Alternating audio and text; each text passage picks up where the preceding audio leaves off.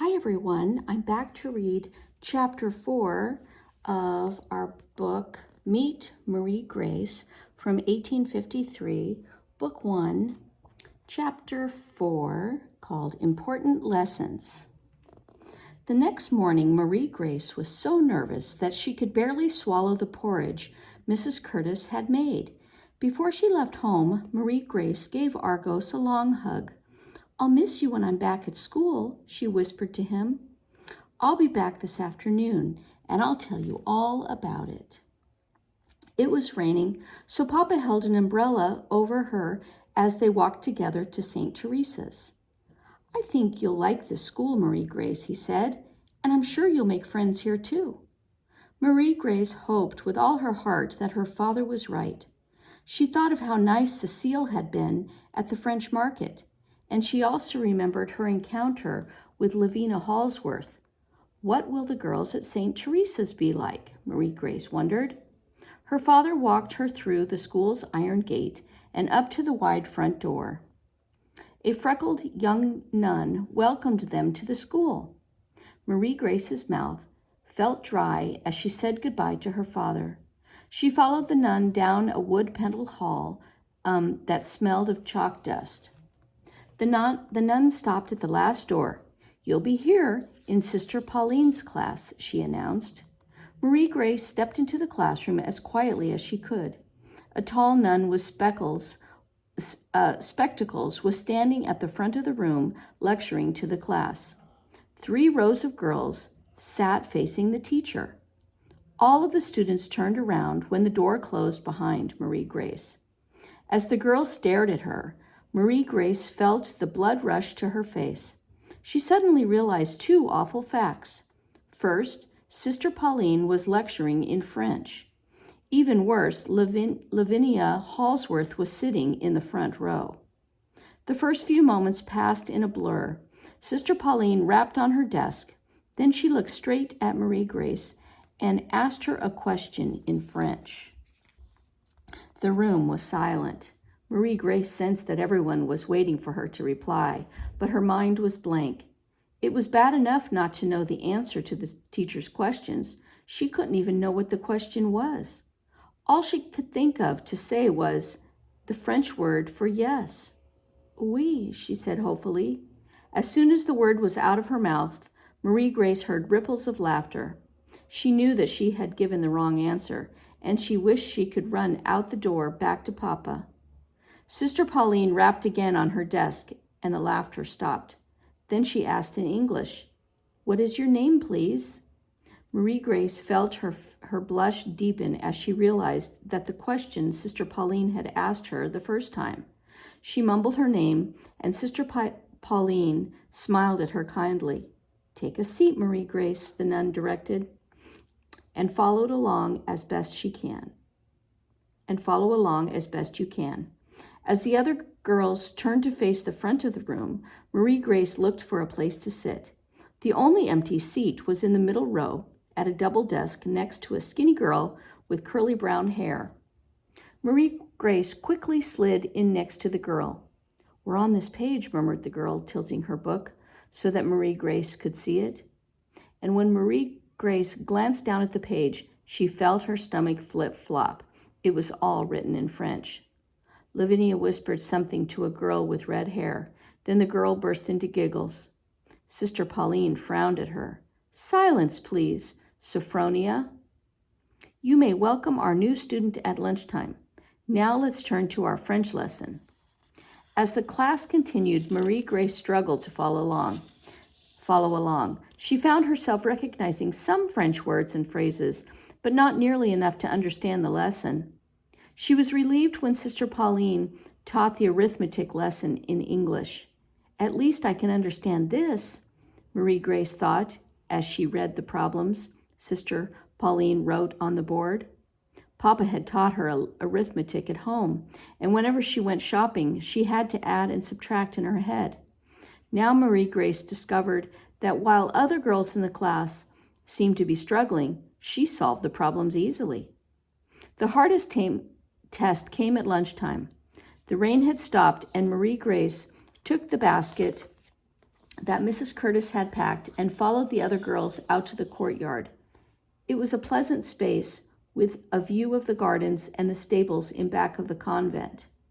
There were benches arranged around a fountain, and the girls gathered in tight clusters, talking and laughing. On one bench, girls from the back of the classroom were chattering together in French. Marie Grace did not want to embarrass herself by trying to speak French again, so she continued past them. Lavinia, Sophronia, and 3 other girls from the front row were sitting together and chatting in English. Marie Grace smiled hopefully at them as she approached the group. But when Lavinia saw Marie Grace, she spread out her skirt so that there was no extra space on the bench. Marie Grace continued walking. On the farthest bench, she found the girl with curly brown hair whose books she had shared in class. The girl was studying her spelling lesson and eating a biscuit by herself. Marie Grace stopped in front of her. The girl glanced up. "You can sit here if you want," she said with an Irish accent, "but you might not want to." "Why not?" Marie Grace asked. With a bounce of her curls, the girl jerked her head toward Lavinia and her friends. "All the rich American girls who live in fancy houses sit over there." Then she gestured toward the other bench. "And all the girls from New Orleans sit over there. They talk French so fast that nobody else can understand them." Marie Grace thought for a moment. She wasn't sure that she fit in with either group. Even though she'd been born in New Orleans, she couldn't speak French very well. But she wasn't a rich American who lived in a fancy house either. "I guess I'll sit here," she told the curly-haired girl and settled next to her. Marie Grace learned that the girl's name was Frances and that she had been at St. Teresa's for only 2 months. Frances's father was a builder, and he and his 2 men were repairing the convent's stables. "My pa's going to be finished here in a couple of weeks," said Frances. "Then our family is leaving New Orleans, and I'll never have to see those rich, snobby girls again." She frowned at Lavinia and her friends. "I can hardly wait till we move." "I never want to move again," Marie Grace thought. She glanced over at the other bench, where Lavinia chattered happily with her friends. "I'll have to try to get them to like me," she decided. "Otherwise, I'll be alone here." During the next week, Marie Grace began to settle into the school routine. She liked Sister Pauline, and except for French, she did well in her classwork. Her favorite subject was arithmetic. When Sister Pauline called on her to solve problems at the blackboard, she almost always got the right answers. But one problem Marie Grace couldn't solve was how to make friends with Lavinia Halsworth. Lavinia boasted about being the best student in the class. She was often the first to raise her hand when Sister Pauline asked a question. On Tuesday, during their geography lesson, Sister Pauline asked what the capital of Pennsylvania was. Lavinia's hand shot up. "Philadelphia," she answered. Sister Pauline shook her head, and then she called on Marie Grace. For a moment, Marie Grace hesitated.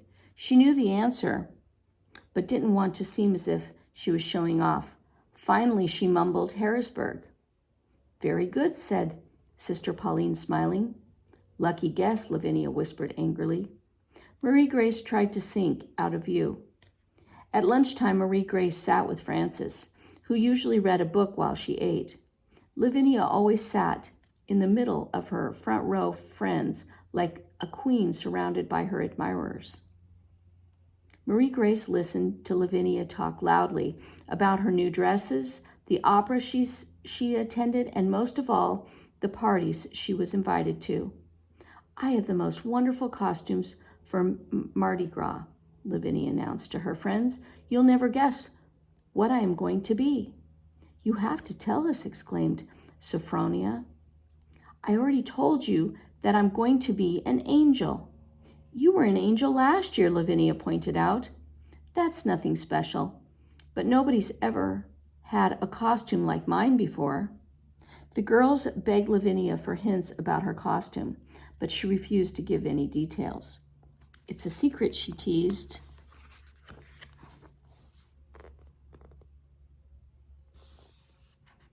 Oops.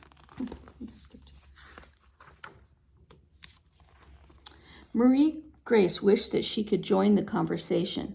What is Mardi Gras, she wondered, and why do they need costumes?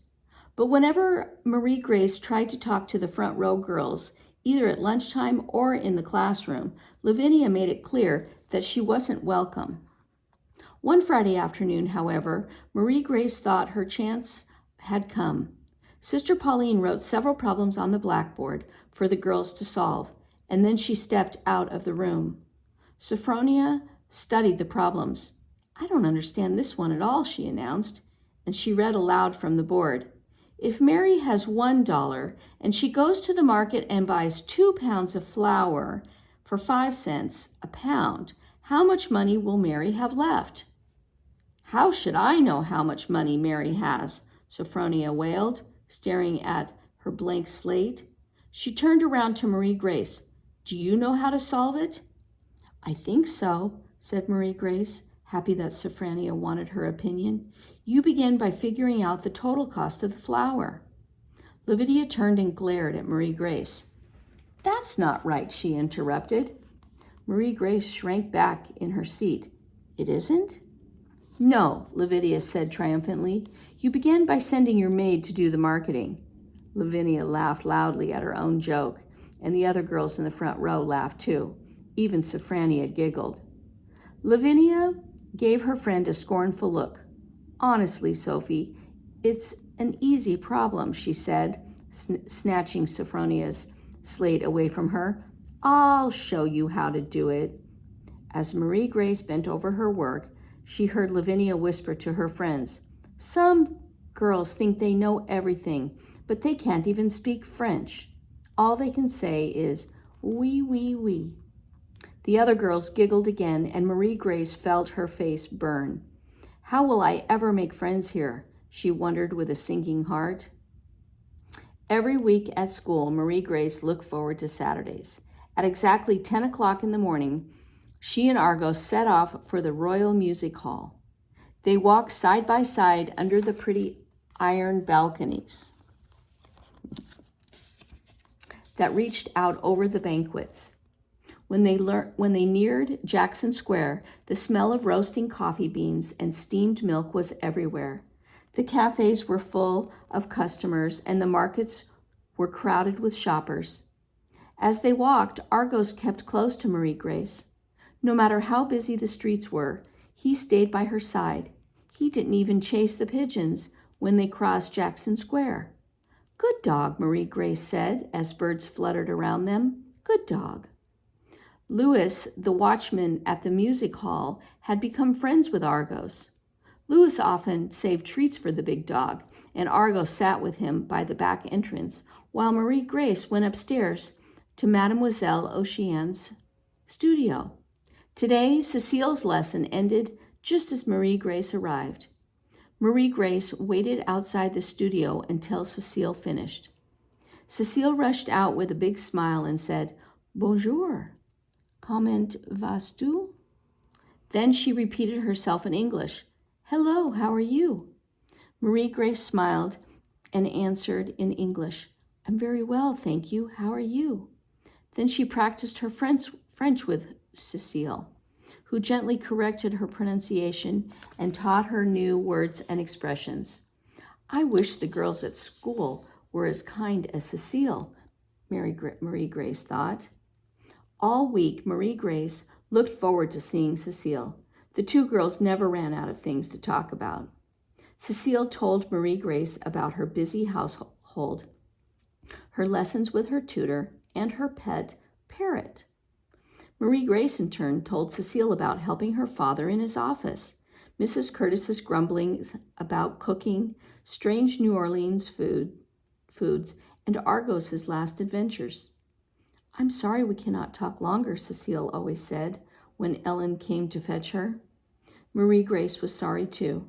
It was time for her own lesson next, though, and it was wonderful to sing with Mademoiselle Oceane.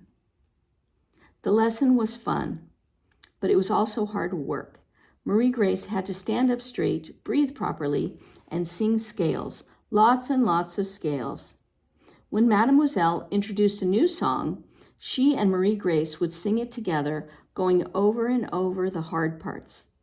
The hour went quickly, and Marie Grace was always surprised when the clock struck 11:30. Bon, good. Enough for today, Mademoiselle Oceane would say. Now, Marie Grace, would you like some tea? Yes, please, Marie Grace would reply. She loved talking with Mademoiselle Oceane, and they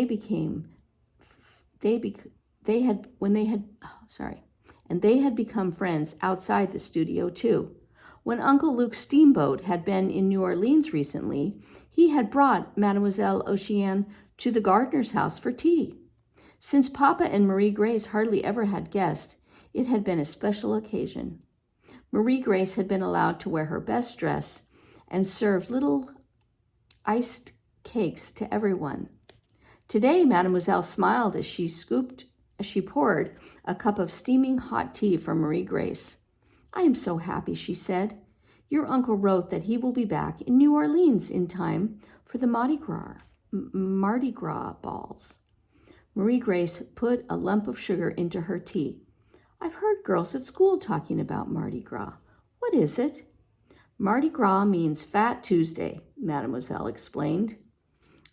We have dances and parties and wonderful food on Mardi Gras because it's the last day before the holy season of Lent begins. Then after the 40 days of Lent, of course, we celebrate Easter. Oh, said Marie Grace, still a bit confused. She remembered how Lavinia had boasted about her secret costume. Does everyone dress in costume? Mademoiselle nodded. Many people spend weeks planning what they will wear. She said, the balls are very grand events. There are even special balls for children. Really? Exclaimed Marie Grace. She had read about fancy balls in fairy tales. She imagined how exciting it would be to go to one, especially a costume ball. It sounds wonderful. Yes, Mademoiselle agreed. Then she set her teacup down carefully in its saucer. But you need an invitation to attend. Perhaps, though, Mademoiselle's voice trailed off. Marie Grace did not want to wait for her to continue. She knew that invitations for girls like Lavinia, who lived in fancy houses and belonged to the best society. Marie Grace shrugged. I would never know what to do at a ball anyway, and I'd never have a costume to wear either. Do not say never, Mademoiselle chided her gently. Mardi Gras is magical. You never know what might happen. Her blue-green eyes sparkled as she pulled a piece of paper from her music book. Now, here is your uncle's letter, Chérie, she said. He sends his love to you and says he will take us both for a carriage ride when he returns. He is a very nice man. No, yes, Marie Grace agreed. She had a sudden happy thought. Are you and Uncle Luke going to get married? Mademoiselle's cheeks went bright red. It is too soon to talk of such things, she protested. But she was smiling as she put Uncle Luke's letter away. Okay, and that is the end of chapter 4. And next time we will read chapter 5 of Meet Marie Grace from 1853.